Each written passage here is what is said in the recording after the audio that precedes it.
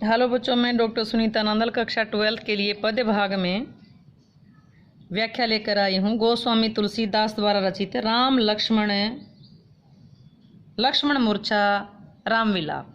10th में आपने पढ़ा था ना, राम लक्ष्मण परशुराम संवाद।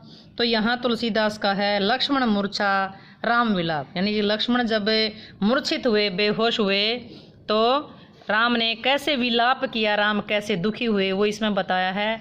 ये इसका दूसरा पद्यांश है। आइए पद्यांश की रीडिंग लेते हैं कि ऊहाँ राम लक्ष्मण ही निहारी, बोले बचन मनोज अनुसारी, अर्धरात्रि गई कपि नहीं आयऊ, राम उठाई अनुज उरलायऊ, सक हुने दुखित देखी मोह काहू, बंधु सदा तव मृदुल स्वभाव, मम हित लागी तजेऊ पितु माता, सहेऊ विपिन हिम आतप बाता, सो अनुराग कहाँ भाई, उठू न सुनी मम बच बिकलाई, जो जन तेऊ बन बंधु बिछहु, पितु वचन मन तेऊ नहीं ओहु। अवधि भाषा है, एक एक अक्षर को ध्यान से पढ़िएगा। उहाँ वहाँ, राम राम, लक्ष्मण ही निहारी। वहाँ राम जब अपने छोटे भाई लक्ष्मण को मूर्छित देखते हैं तो बोले वचन, तो वे बोले वचन मनुज अनुसारी, एक साधारण मनुष्य के अनुसार, एक साधारण मनुष्य के अनुसार व्याकुल होकर के रोने लगे, कहने लगे।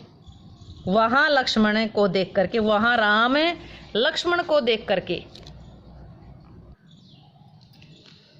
वहाँ राम, वहाँ कहाँ, युद्ध भूमि में जब लक्ष्मण पर मेघनाथ ने शक्ति बाण चलाया था, तब लक्ष्मण बेहोश हो गए थे, मूर्छित हो गए थे। तो युद्ध भूमि में राम लक्ष्मण को देख करके, कैसा देख करके, मूर्छित देख करके, एक साधारण मनुष्य की तरह विलाप करते हुए, रोते हुए कहने लगे, अर्धरात्रि गई, आधी रात बीत गई, आधी रात बीत चुकी है, कपि नहीं आयऊ, बंदर कौन, हनुमान जी नहीं आए, आधी रात बीत चुकी है और हनुमान जी भी नहीं आए। राम उठाई अनुज, राम ने उठा करके अनुज अपने छोटे भाई को, उर लाएऊ, छाती से लगा लिया, हृदय से लगा दिया। राम ने अपने छोटे भाई लक्ष्मण को उठा करके हृदय से लगा लिया। सक हुने दुखित देख मोहि काहू, सक हुने देख, सकू नहीं सकते थे, दुखी दुखी मोहि काहू। राम अपने छोटे भाई को कहते हैं कि तुम्हारा स्वभाव तो बंधु सदा तो मृदुल स्वभाव, हे भाई, हे बंधु, आपका तव तेरा मृदुल स्वभाव, आपका स्वभाव तो हमेशा इतना मृदुल होता था, इतना कोमल होता था कि आप तो मुझे कभी दुखी देख ही नहीं सकते थे। हे भाई, आपका स्वभाव तो इतना मृदुल था, इतना कोमल था कि आप तो मुझे दुखी देख ही नहीं सकते थे। मम हित लागी, मेरे भलाई के लिए, मेरे ही भले के लिए, तजेऊ मातु पिता पितु माता, तुमने माता पिता तक को भी छोड़ दिया। मेरी भलाई के लिए, मेरे हित के लिए तुमने माता पिता को छोड़ दिया।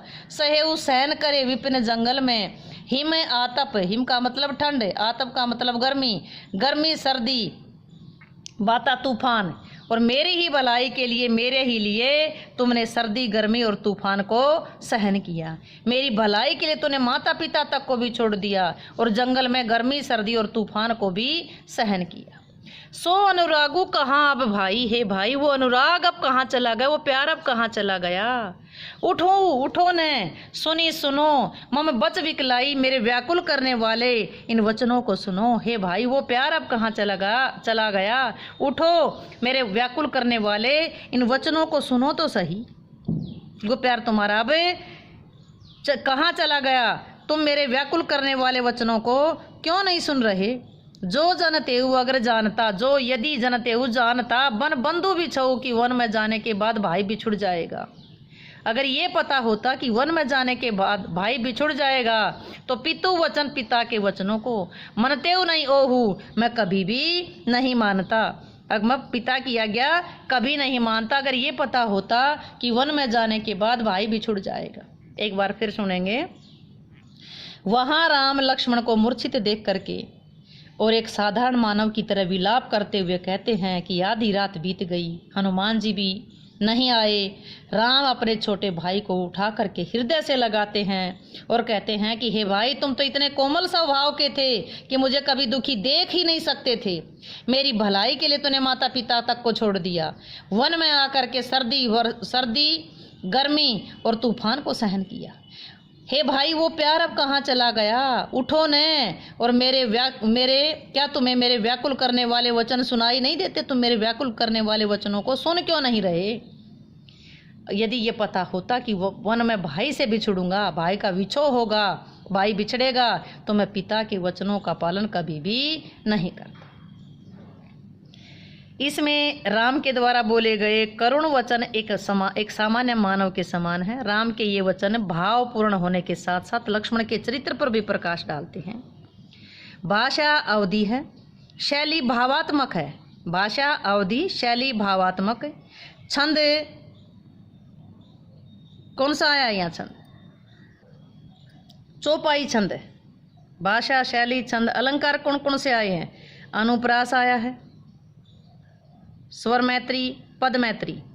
अनुप्रास, पद मैत्री, स्वर मैत्री कहाँ कहाँ आए हैं? देखो, लाएऊ, सुभाएऊ स्वर मैत्री है। आएऊ, काऊ, निहारी, अनुसारी, ये जो अंत में आए हैं स्वर मैत्री हैं। दुखित, देखी, अनुप्रास आया है। कहाँ प्रश्न है, कहाँ भाई, तो यह प्रश्न अलंकार है। बन बंधु, बिछो में ब अनुप्रास अलंकार है, तो यहाँ अनुप्रास, पुनरुक्त, स्वर मैत्री और पद मैत्री अलंकार आए हैं। भाषा, शैली, छंद, अलंकार। करुणा रस है, माधुर्य गुण है, दृश्य बिंब है और अविदा शब्द शक्ति है। व्याख्या समझ आई?